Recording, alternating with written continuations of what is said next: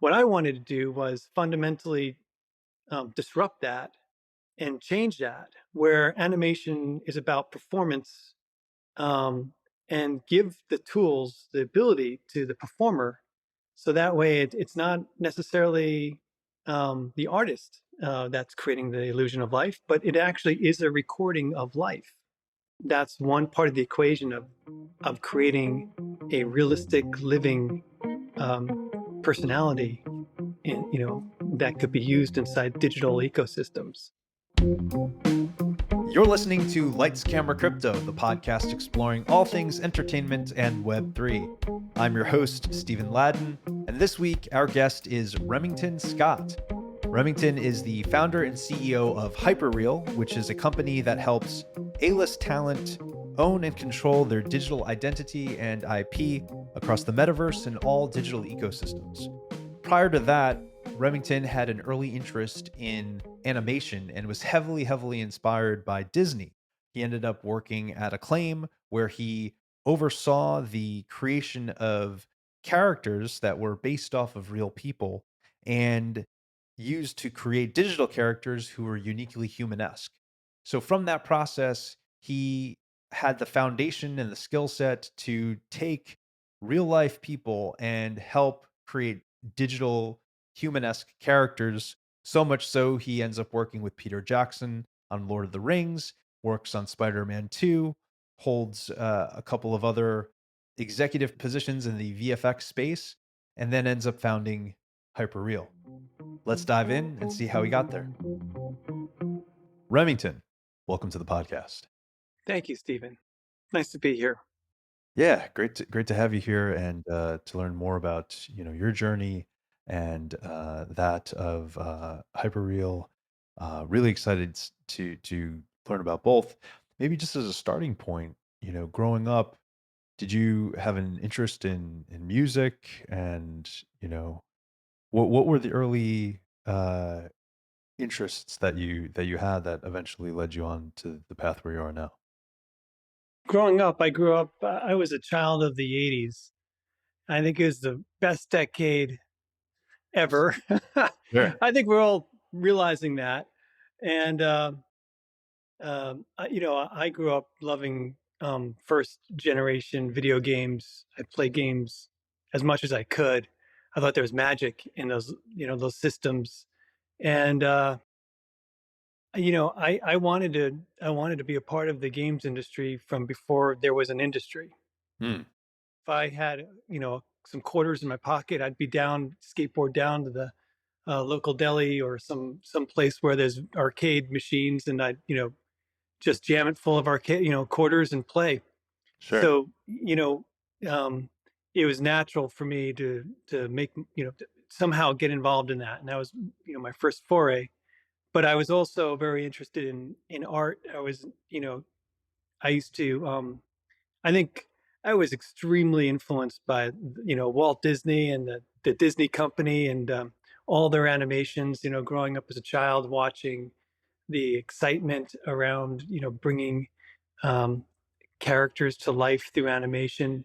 Uh, you know, as a child, I used to have an animation board. I would draw and create little animations. So, it was a sense of these pieces coming together is where I first started, and I made the first game I worked on when I was a senior in high school.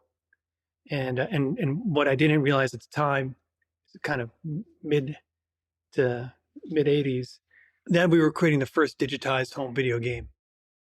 Didn't really know that it was going to be a something that would completely change an industry that was so new at the time, and Hmm. define uh, its own image and its own process. But digitized images were, really the ground, um, creating a ground plane for interactive movies and watching movies, that we watch today on the computer.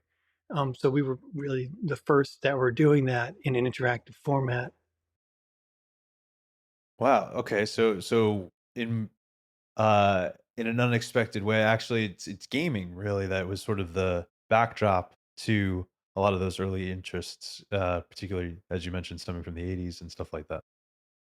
Yeah, it was like gaming, and the first game that we worked on, it was just two guys in an attic with a bunch of PCs, and we were able to go out and get the license to the World Wrestling Federation.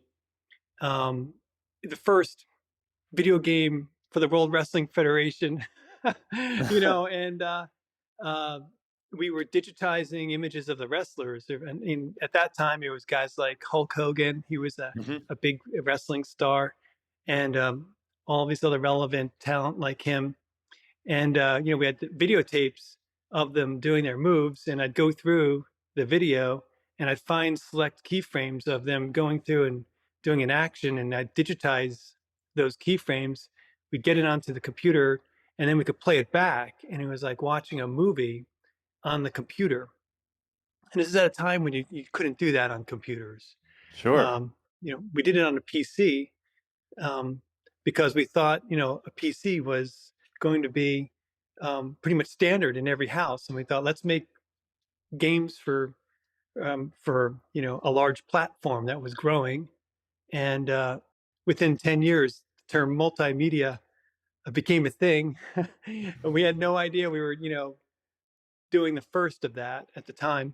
And interestingly, digitizing these celebrity superstar wrestlers was the beginning of the career. I made a career digitizing celebrities. Mhm. So it started early, and somehow it just all rolled out from there. Um, I was very fortunate that, where I did this was in Long Island, New York. Believe it or not, that's where it all Yeah. started. And, the video game industry in the 80s, it's hard to pinpoint where the hot spots were. It certainly wasn't Silicon Valley, and it certainly wasn't California. Some of it was happening in Japan, but in the United States, it was anyone's bet. And Long Island seemed to be the right place. Little did I know that our publisher in New York, who was publishing these games, there was a group that was working with them, and they went and started a company to publish games, and it became the largest publisher of digitized games in the early 1990s. It was called Acclaim, and they were the ones Yeah. that made Yeah, Mortal yeah. Kombat, and that Sure. was a digitized fighting game. So, and the headquarters for that was the next town over in Long Island. By by no coincidence. And I was a director at Acclaim, and I was directing these digitized action sequences and these giant green screen stages that we had up on the North Shore of Long Island at the corporate headquarters for Acclaim. And that data that we were creating was just being distributed to a global infrastructure of game developers that were building the games, internationally. And we were building the content at this core headquarters. So we had created a distribution center for high-end content in Long Island, of all places. Wow. I keep throwing that in there just because it's really random, but it's funny because that's like where Westbury had the Technology Institute there. A lot of technology came out of that. People who ended up starting Pixar came out of Westbury in Long Island. So there was something going on there. It was very exciting times to be a part of the technology, and of course, being at Acclaim in the early days. Um, as we saw the 3D systems coming online from Nintendo 64 in the early 90s, getting specs on that, there was a challenge where how do we digitize people, digitizing people in 2D, and then we had to figure out how to digitize people in 3D. And that's where we identified motion capture. It was in a medical lab, and it was being used to analyze the rotation of femur, the ball of the femur inside the hip for hip Mhm. replacement surgery. Gait analysis on a treadmill with a couple cameras. And we took that tech and we said, let's now digitize full bodies, multiple people, and build an entertainment system around it for creating, not for medical analysis, but for entertainment purposes. And that's where we had the first motion capture studio in the world dedicated to entertainment at Acclaim Wow. in Long Island. I just put that out there, 'cause but Yeah, that's where yeah. it started. It didn't start in Los Angeles, didn't start in, anywhere you thought it would. And that's, I think, technology, finds its innovation centers wherever you have the people that have the desire to make it work. And so that's my early days. That's how I got into it. And I hope, I spent many years on a motion capture stage, capturing actions way before it was a thing anywhere else, Right. and just so much experience. All of the um, jargon and methodologies that you have when you walk on a motion capture stage these days, we created those fundamentals back then. You know, Mm. it was a completely new process, and we had to figure out every aspect of it, from video reference cameras to putting a grid on the ground, to how to talk to actors and how to get them to create a performance and what kind of performances and all of these pieces. And today it's pretty much standard. You walk on a motion capture stage and everyone kind of knows what to do, because we define that. Well, and it sounds like you were very much on the front lines of, as you're saying, defining it, of creating that process of creating really what you could argue Long Island helped create the industry standard of what that looks like today. I mean, yeah, it's the beginning of building a soul in the metaverse. Mm. I go back to Disney and I talk about how we looked at Disney in the first part, the majority of the 20th century, as animators who fundamentally were creating the illusion of life by drawing on paper. Mm. And the way animation worked, for all the new school kids here, there used to be 2D animated movies. They don't make them anymore. I haven't seen one in a long time, but this was the thing.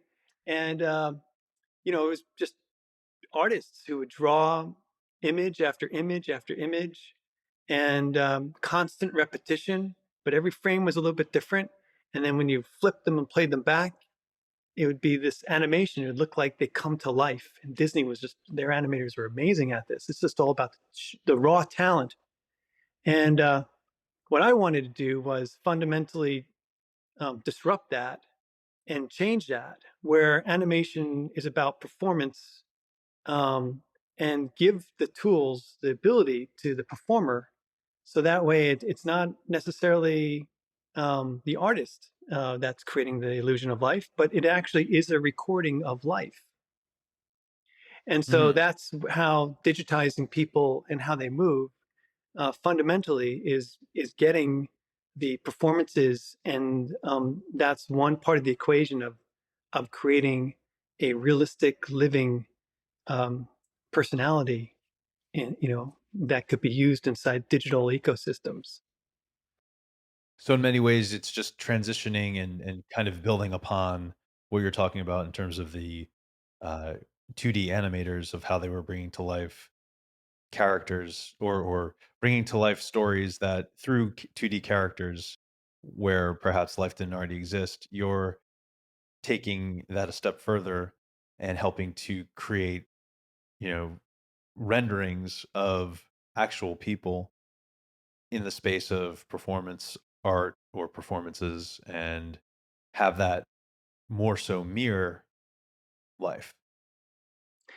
Yeah, Stephen, that's, I think that's, you know that's what we saw looking back on this. I mean, at the time, and you're in it, you don't realize it. I called motion capture an animation tool. It was like just another tool in the tool set for animators. Hmm. And what I know now, looking back on it, is it actually is a system to simulate reality. Mm. So it's a different way. I phrase it now as a different way, because simulating reality is different than animating. And when you're animating something, it is an incredible art and skill for animators to create the illusion of life, you know, through the process in which they are animating it. They are the stars of these characters and bring them to life. But what I was looking at is how do I take actual people that have incredible performance capabilities and simulate their actions into a digital ecosystem. So now it's not an animation. It's it's a quantum difference in what this is, and that is effectively um, reality into a new digital ecosystem. So, and it started with performances, and then as I worked into feature films, it was about getting that reality captured from as much detail as I could, because compression from reality, from an analog reality into a digital universe, it's all about compression, and we don't want to compress the performance. So you have to find Mm. ways to be able to distill a performer into a digital character, but essentially keeping what makes that character come to life and what the performer is doing. And that's like, for example, when I went to Weta to work on Lord of the Rings, I set up the performance capture stage there, and I worked with Andy Serkis, and Andy is a brilliant performer. He created Gollum, and he was the performer, and I was there working to make sure that what Andy did fundamentally was distilled and digitized in a way that would simulate his performance reality into a new being, a new virtual being of Gollum. And Mm. the way we did that actually was um, in real time. It literally, and this is coming out of having the system from Acclaim, which was, coming out of a game engine where we were doing things in real time. And now I had a capability where I could go into a feature film set over 20 years ago, and have Andy over there, on the set, and he's moving around, and we're looking at a monitor, and on the monitor is Gollum, and Gollum is doing it while Andy's there, and we're not really even talking Andy. We're talking to Gollum, Yeah. and Gollum's talking back to us. So Wow. that's when you can have a direct dialogue with a virtual being and communicate. And then, as an actor and performer, Andy is inside this like magic mirror that allows him to transform himself beyond what makeup could do. And it all gets back to, though, the motion capture technology that at its core, you said Acclaim had developed, uh, helping, popular games like Mortal Kombat. So to think that that sort of same technology was then being used in the example you gave with Lord of the Rings, where Andy's becoming Gollum, and the difference between the two is essentially a screen, and that's pretty wild. And then what everyone got to experience is Gollum on the big screen. But we got to experience him every day, Yeah. talking to Gollum, and there he was. Right. And I think that was so much fun, and that actually, it really helped Peter Jackson. He wanted a way that he could move beyond animation and work with the technology that allows actors to be simulated into the reality of cinema. And I was waiting to work with directors like PJ through the '90s, looking for opportunities for visionaries like him, and he opened the door for a lot of people. And this is Weta still uses the core technology principles for the films that they're still working on today for performance capture. And so, I'm really, honored to be a part of that, the early initial building of it for Weta, and helping them to, get this moving correctly in the right direction. Um, but, as another opportunity I had was I was head of digital humans at Sony Pictures, where I was on the VFX side of the equation. They were making motion capture films that were animated.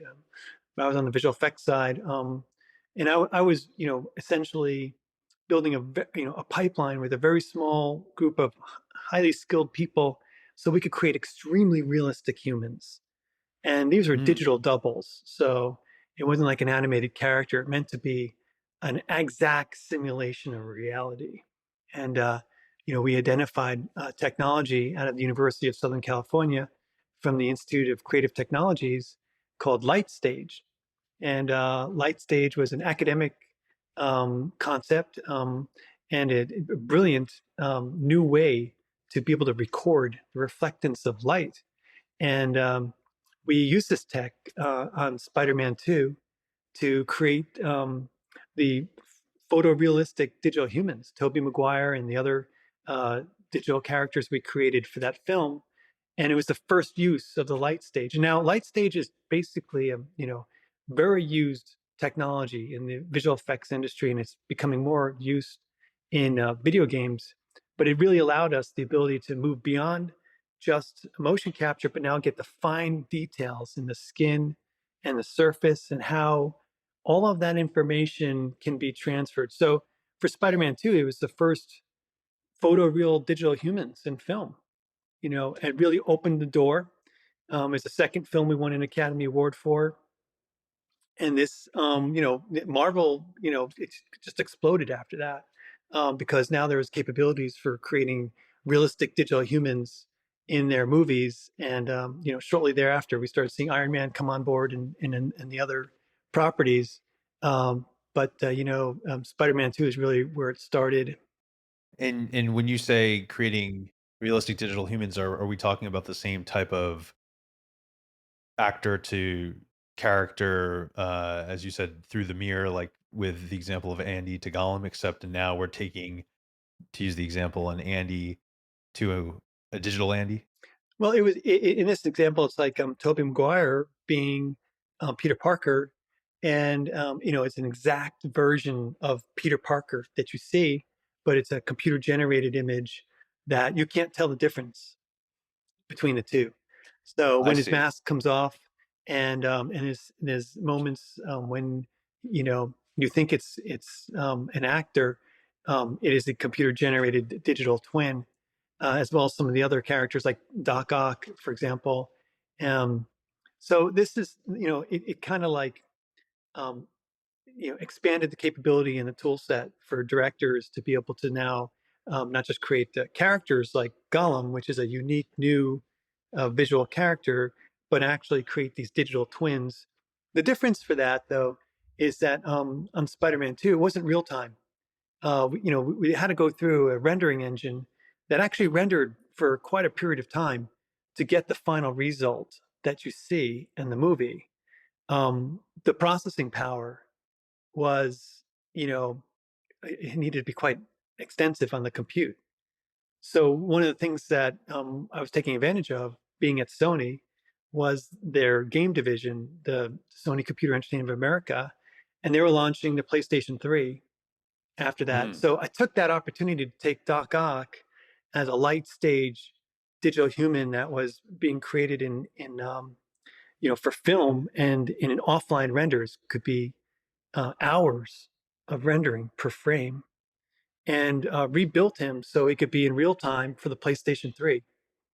And they showcased that on the PlayStation 3 launch as a technology that they can do now to have realistic digital humans in their games.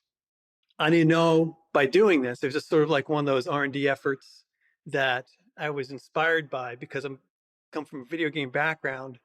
Um, you know, I'm not satisfied when a character is not performing as quickly as I want it to, right? So, building a real time asset out of something that is extremely like computationally heavy was for me like a bit of a challenge, and we were able to, the team and myself were able to execute, and that opened doors. That allowed me to then go into the Sony Computer Entertainment of America division and start working with their games departments on directing for their video games, because the whole concept was, they wanted to create games that are, and they still do, and they do it very well. I think Sony's one of the leaders in games in which you have emotionally real human characters that you're interacting with. That's always Right. been the goal. And so I was able to get in there, and once I was directing, we were working, and this is what I did at Sony, by the way, as well as, working with the actors for the films, um, helping them, to define what the performance would be, understanding how that performance looks, and then making sure that we're not compressing that, so that way it doesn't translate onto a digital human.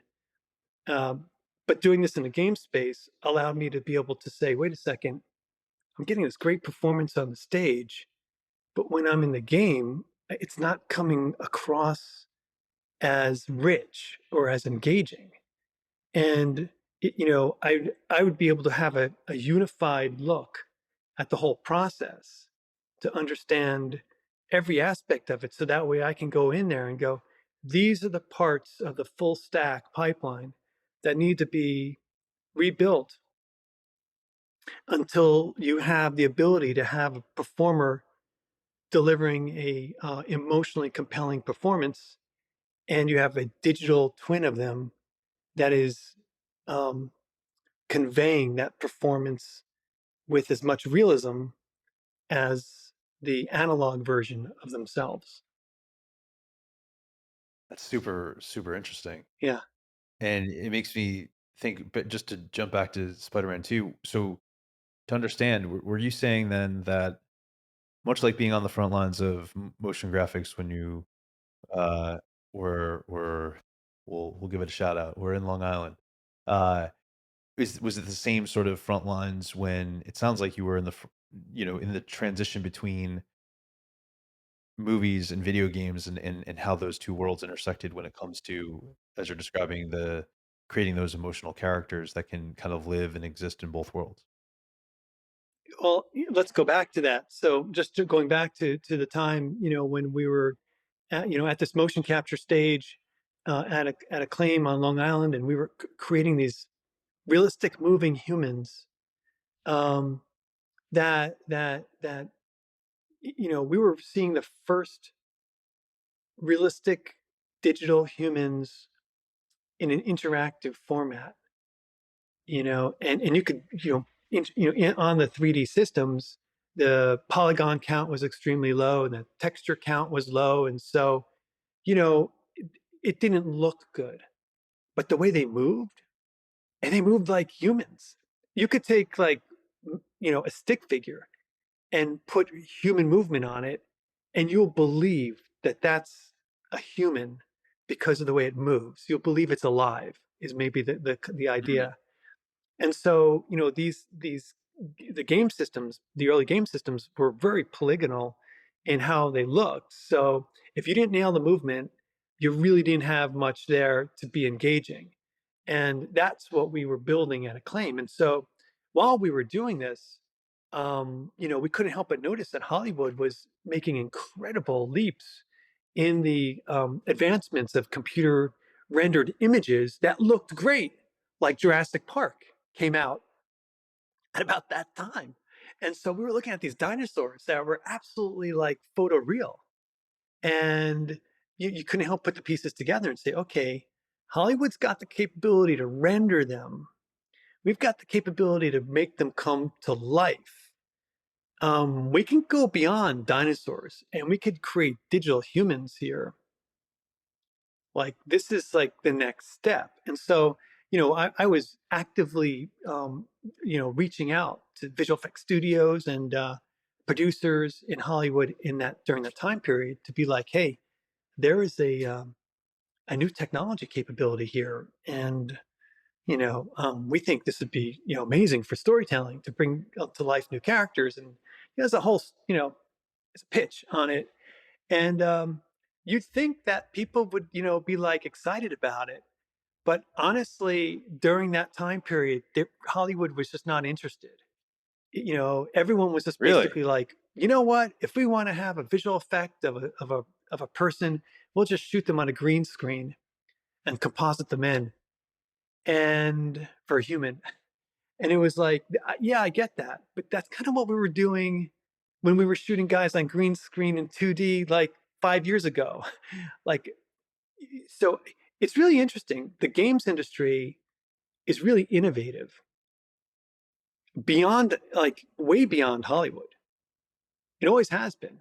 I mean, if you look at right now, virtual production, it is all about real time game engines, disrupting and creating a whole new way to see and interact as Hollywood executives and creatives are telling stories now, with all this new technology.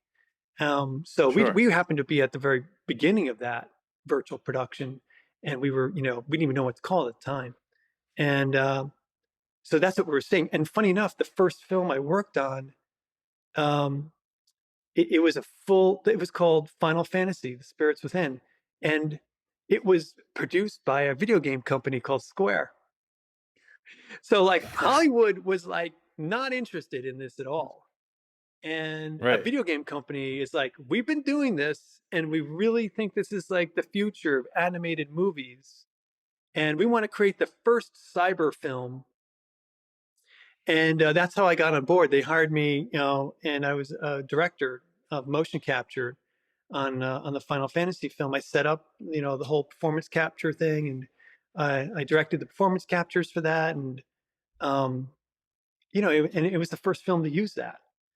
And now, I'm not, I'm saying there's an evolution that worked through the years, but, you know, you look at studios that are out there, um, struggling with animated films, and then you look at Avatar and you're like, yeah, simulated reality is the next thing. It's what everyone, we're grown accustomed to that. I think we've seen enough animated things over many, many processes. And now you look at like what Avatar is doing, and they're bringing characters to life through the motion capture simulation, and that's why it looks so great. And I think that's why it's such an exciting franchise, as well as incredible storytelling and everything that has going on with it. But the underlying technology and what you're seeing when you're seeing this and you're processing it and you're feeling the emotions of those characters, is because it's real emotions. It's real Right. people that they captured. Right. And those people are being, put into a new digital identity. And that identity is their screen identity of the Navi and these other characters that they portray. So there's definitely a timeline that correlates to just getting that started, and um, and I got to go back to it. When I was doing this, it was not easy because I was effectively disrupting an animation industry that had been around for most of the 20th century. Nobody in the animation industry in Hollywood wanted to deal with motion capture because it was not animator centric, you know? So, it wasn't easy to be able to try to build a new technology platform, when there's industry giants that don't want it to happen. Sure. But, I mean, the idea is that if you have something worthwhile and it's good and it works, you get behind it and you believe in it and you push through and you continue and you persevere until you make it work, and that's what I did. And there's many times when there was technologies I've been working on that weren't necessarily accepted or adopted, or people be like, but then in the big picture you look at it, you go back and go, okay, that actually really got worked out pretty well. So, somebody said there. Yeah. And how does everything that you were just discussing lead to the creation and founding of Hyperreal? And what types of projects are you guys currently working on, and how is it advancing the space further, as you were talking about? Uh, I couldn't wait to get to this question. I feel like we had a whole conversation about, lots of fun stuff that happened in the past, but, what I'm so excited to talk about is Hyperreal and what we're doing and how we're creating um, a whole new technology and platform for monetization and marketplace of digital identity. And just to take some of what I've talked about and understand it, over the years, I was coming in to work on projects for top directors and producers on award-winning films and best-selling video games, and creating these digital doubles of very well-known, recognized tier one performers and celebrities. And you put a lot of effort and energy into building these digital identities. They're called avatars across the Hmm. industry. At Hyperreal, we call them hypermodels because that's how we brand it. Um, and I'll talk about that a little bit. But the avatars in the industry, they get built for these projects, these activations, whether it's film or game or VR or anything like that. And then at the end of the product, when it comes out, the producer doesn't have the rights to continue to use that identity. And the performer whose identity was created digitally, they don't have the capabilities or the rights to continue to use that asset moving forward. So it's basically like an asset that just doesn't get reused. Right. Who who And who con- who so controls it at that point? no one, there is no rights to control it. It's built as a single purpose entity asset. So it's a real waste. And I've seen talent, coming into movies where they have a digital version of themselves in every single movie they're in. Will Smith is a great example. He was digitized 4 times in 1 year. You know, almost every actor is like this nowadays, and every single one of them is throwaway. Wow. And so, that's why we started Hyperreal. We said, let's disrupt this. Talent and the rights holders needs to have the right to copyright and own their digital identity. And they need to have control of that digital identity to monetize it as many times as they want so they can scale themselves. And that digital identity needs to be able to work in any ecosystem. So that way it's the one true identity likeness across all ecosystems that are being built out there. And the metaverse is going to be hundreds of, of ecosystems. And so every single metaverse world, you got to create a new avatar. And that one doesn't work in this one. And maybe you buy something here and then you can't show it off there. That's got to end. And so that's what Hyperreal is set up. What we're building here is the Hyperreal, universe for your digital identity. And it's all, as you can talk to me, Wow. it's over decades of experience working in the industry and knowing every single capability, working with almost every major studio and knowing how that infrastructure, because I've pretty much designed a lot of it, is created.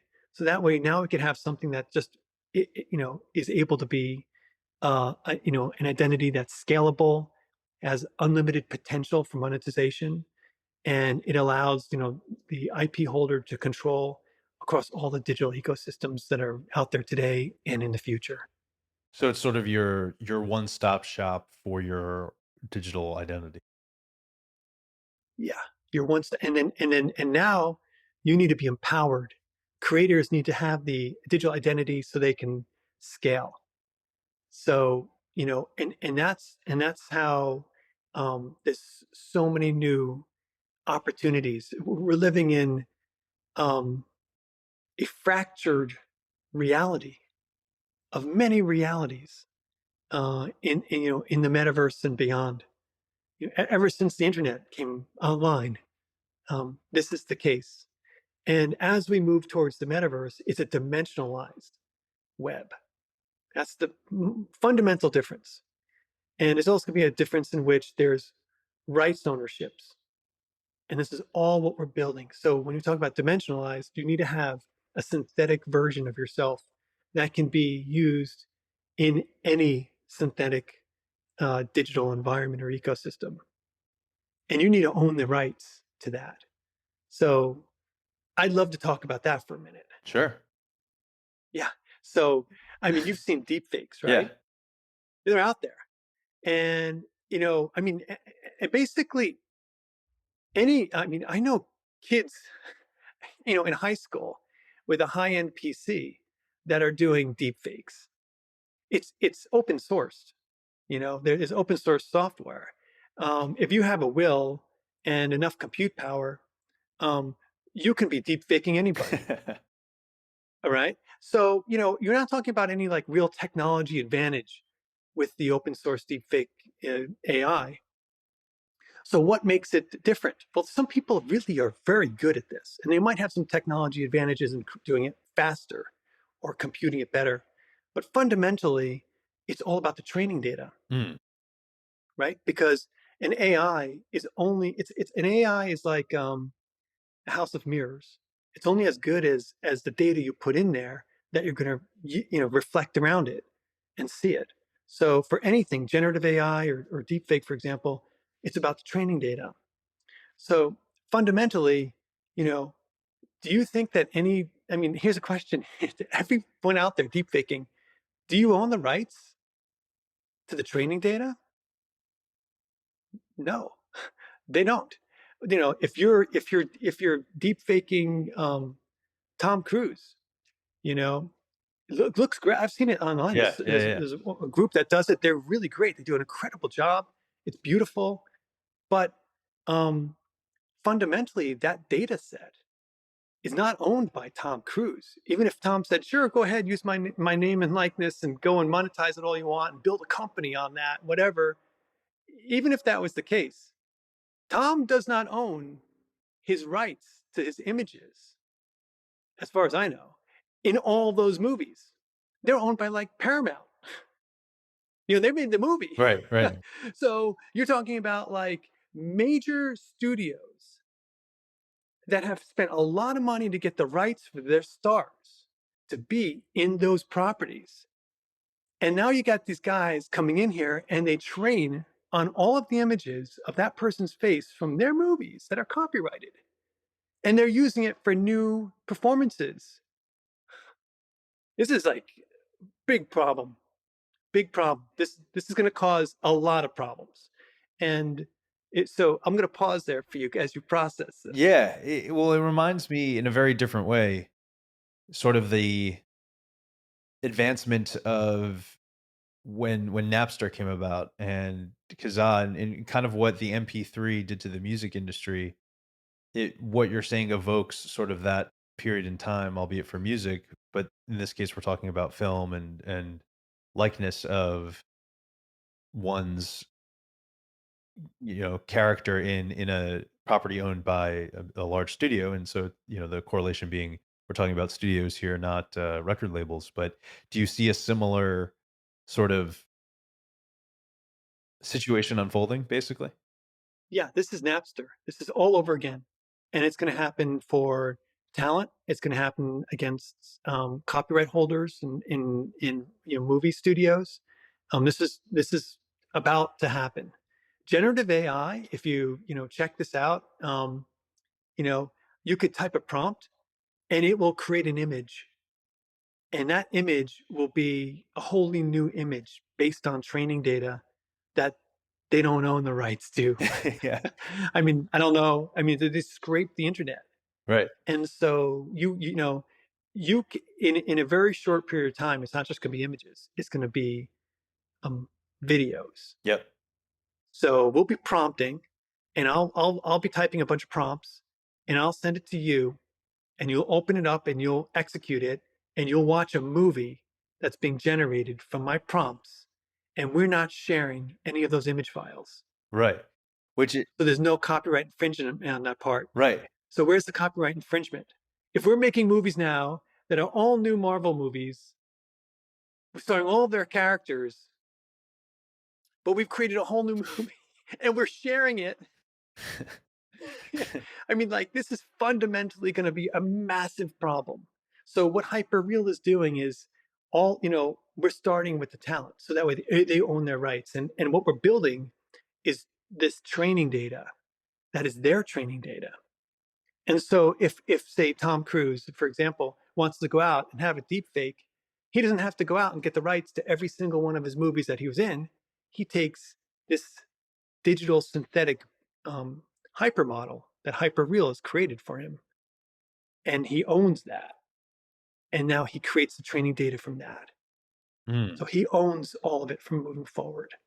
And that's the key thing, is that this needs to be owned by the rights holders, whether you're NIL or you're a corporation that has a synthetic being, or you're, somebody that has your rights. This needs to be this way. There's a real, like, I'll give you an example without giving names.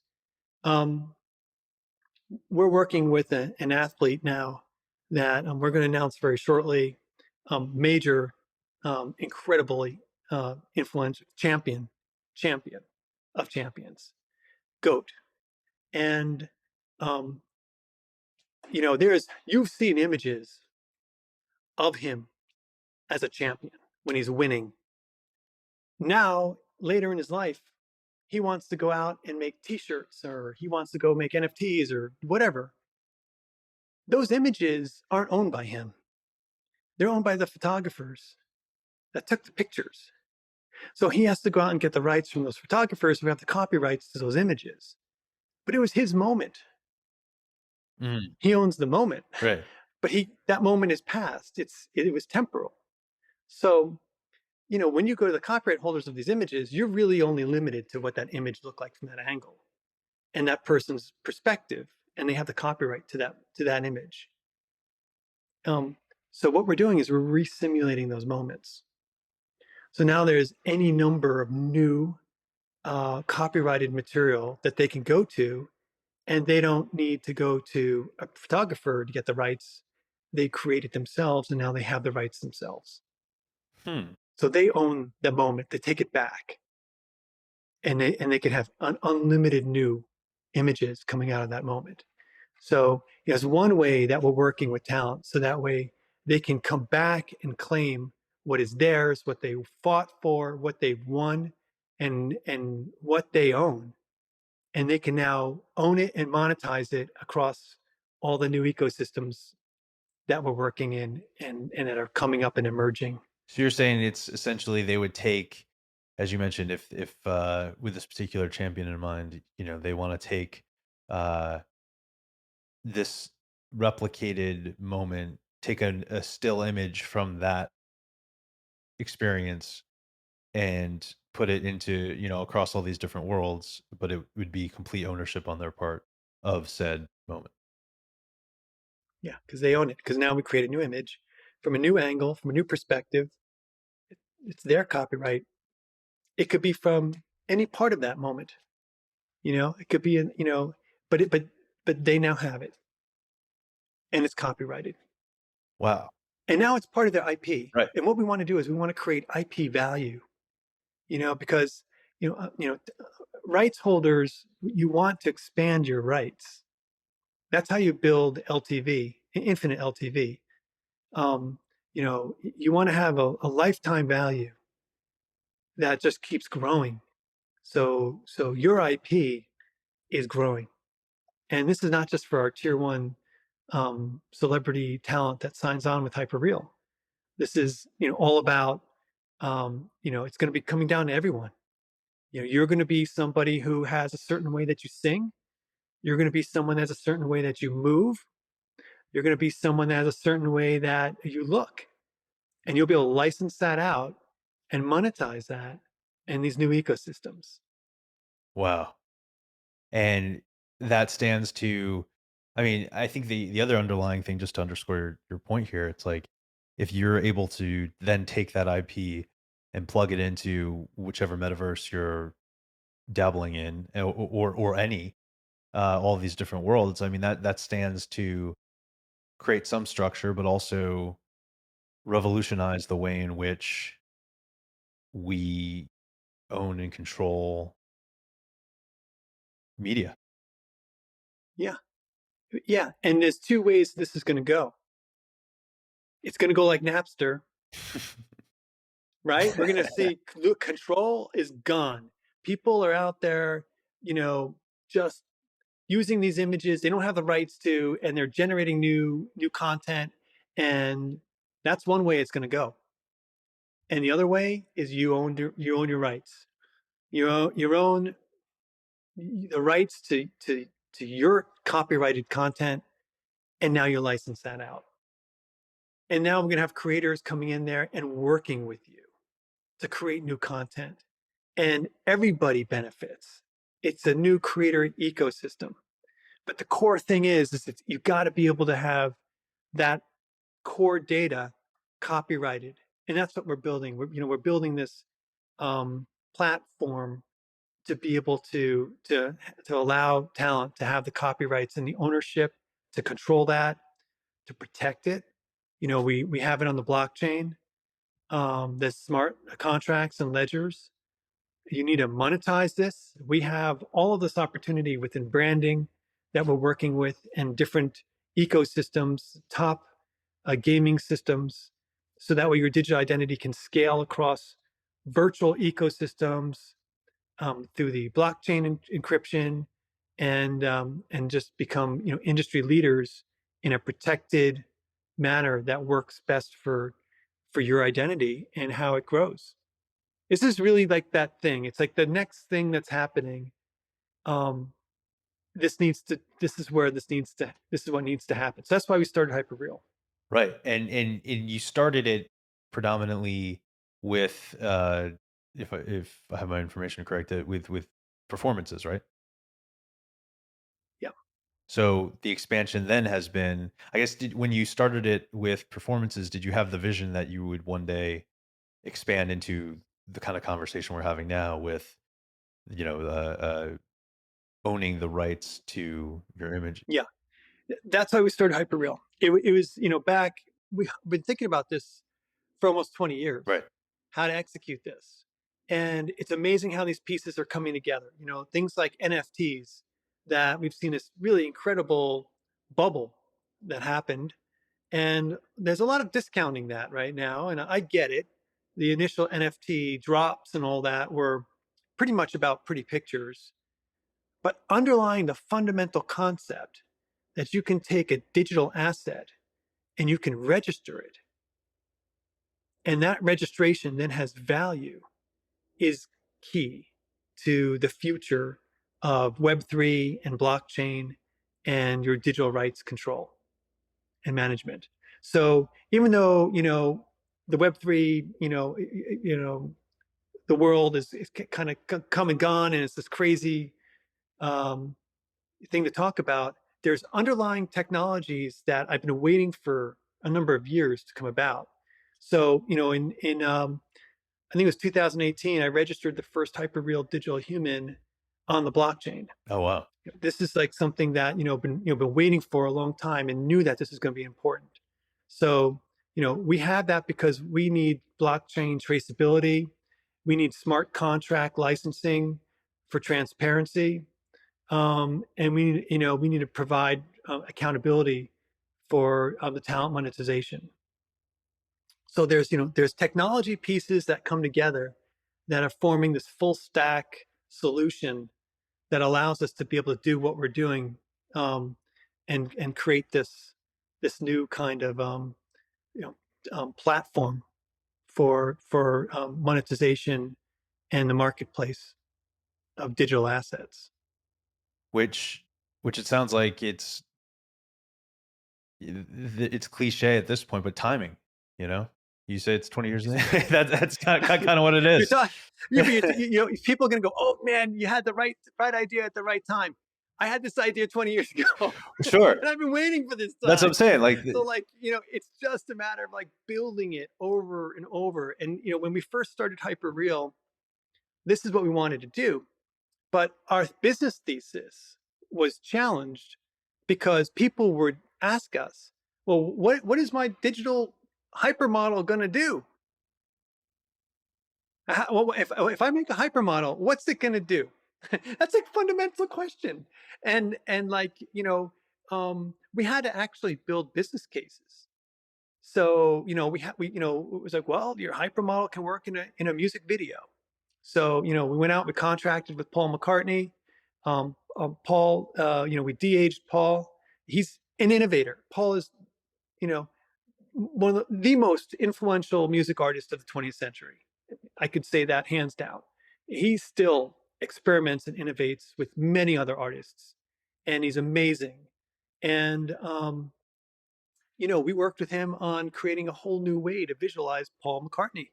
Now he's younger, and he's performing in a music video called "Find My Way" with Beck, and it's a new visualization form. So we de-aged him.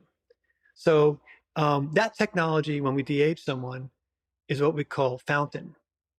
And so we said, part of the whole opportunities is, well, you can have like a whole new music video capabilities for yourself, and you could be de-aged. Another opportunity came up where we worked with Madison Beer. So Madison Beer is an amazing performing artist from Epic Records, and she with Sony's was launching their new immersive music division, and so they had Hyperreal come in and build a virtual concert experience based on Madison's hypermodel that we created. So Madison, her hypermodel is a digital twin at the exact age that she is. So that's what we call a Gemini. So Gemini technology is us today, and so that Gemini now is in a virtual concert experience, and so that virtual concert experience premiered initially where it was ray trace rendered on the cloud and pixel streamed via Verizon's 5G onto your mobile device. And you could hold up your device, watch the concert like you're at a regular concert, holding up your phone, right? And you could walk around your room and look at it from any angle. Wow.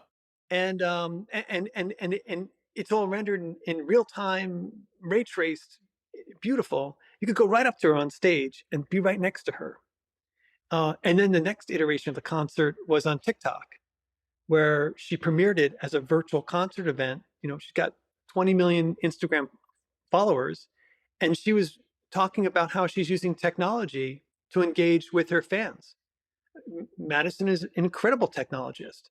She's exploring all these new technologies, and you have to be a technologist to have that many followers on Instagram, and you have to know how to use the platforms. And so, this is another example of a major, superstar influencer and a recording artist, you know, finding a digital version and putting it out there to perform for their fans. And this is a virtual performance that she couldn't do in real life. She's dancing in fire. There's rain. She's inside of a galaxy. And then, what we've seen is that Sony has been using this as a benchmark for their PSVR 2 headset, which is coming out shortly for the PlayStation 5. So we'll be visualizing the concert in VR. And then, of course, Sony's got a new spatial reality display. It's like a monitor, but it's like this hologram. You don't need to wear glasses. And you could see 3D worlds in 3D on this hologram. And so there's new emerging screen technology that's coming out. So, is another example of how, your hypermodel goes to work across all these metaverse platforms and technologies. Notorious B.I.G. Right. We're working with his estate, and he's deceased, so we had to rebuild him. And so what we call that technology is Phoenix, where we have a deceased subject to start with, and so we could do that. And then he's just starred in an hour-long mixed reality concert event for Meta that you could see on a Quest headset in VR on their Horizon Worlds platform. So, you know, we had to basically explore all these opportunities. And you think about the hypermodel as the hub of the wheel, and all of these opportunities are the spokes. Each one of this is like a whole new business story. Yeah. And, so the first couple years of Hyperreal was like proving out to the industry and to talent that this is how you perform digitally. This is how you cross over into the mirror world. And now you have a virtual iteration of digital identity that can perform across all these platforms and all these technologies. Okay. Now we've been like, okay, back to the infrastructure. And now we've been, while this is happening, building the hardware and the platform underneath it and the software. So that way we can now scale this because this is going to grow Right. fast. And so, when you asked me initially, like, is this what you started the company with in mind? And it was like, yes, but we couldn't just get there immediately. We had to take this little bit of a journey, you know, to, to create premium content and understand for our talent where it all looks like. And then, now I think people understand. They go, oh, how's my hypermodel going to get used? I see it. I see it all. It's all coming out there.